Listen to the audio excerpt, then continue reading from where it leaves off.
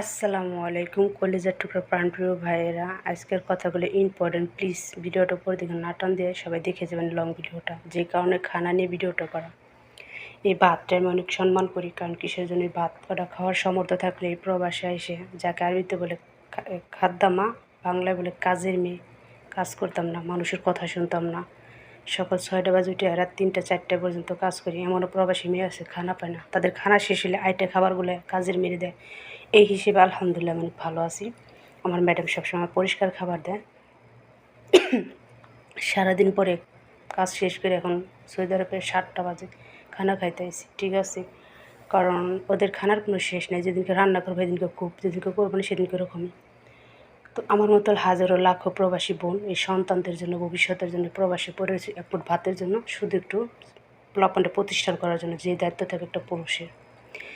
এরকম যারা বাসা বাড়িতে কাজ করে তারা জানে অনেক ভদ্র মায়ের, ভদ্র ঘরের ছেলেরা আছে প্রবাসী মেয়েদেরকে খারাপ কথা বলে, ওদের সন্তানকে খারাপ টাকা দিয়ে লেখাপড়া করায়, ওদের মেয়েকে বিয়ে করবে, প্রবাসী মেয়েকে বিয়ে করবে। আরে ভাই, একটা প্রবাসী মেয়ের জায়গায় যদি আপনি থাকতেন না, তাহলে তো খারাপ করে কথা বলতে পারতেন না। আপনার ঘরেও মা বোন আছে, ঠিক আছে?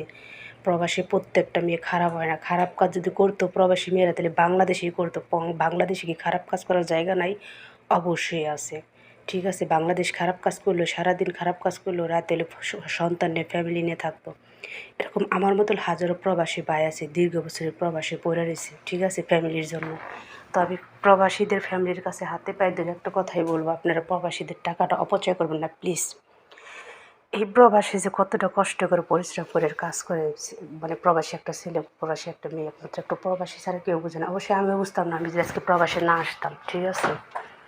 তো এই প্রবাসীর প্রত্যেকটা মানুষকে যদি আপনি হসপিটালে নেন, পায়ে থেকে মাথা পর্যন্ত প্রত্যেকটা প্রবাসীর শরীরে রোগ পাইবেন, ঠিক আছে?